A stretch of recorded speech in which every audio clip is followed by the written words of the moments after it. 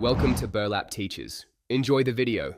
In this video, I will explain how to make chicken bone broth taste better.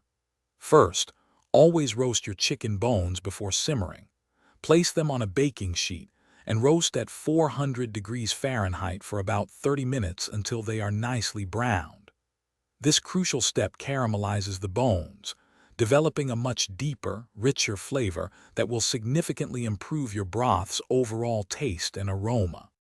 Next, load up your pot with aromatics.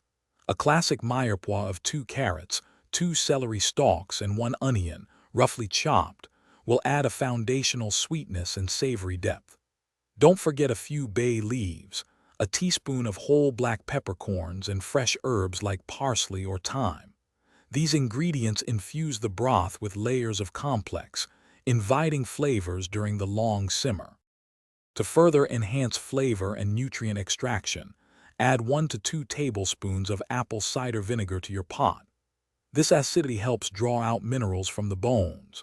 Season generously with sea salt and freshly ground black pepper from the start, but remember to taste and adjust as it simmers. Proper seasoning is key to a delicious, well-rounded broth that truly satisfies. Once your broth has simmered for at least 12 hours, carefully strain it through a fine mesh sieve to remove all solids, leaving you with a clear, golden liquid. After chilling, skim off any solidified fat from the top for a cleaner, less greasy mouthfeel. This final step ensures a pure, rich broth ready for sipping or cooking.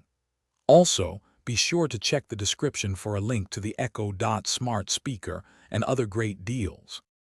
Thanks for watching. Consider subscribing if this video helped you.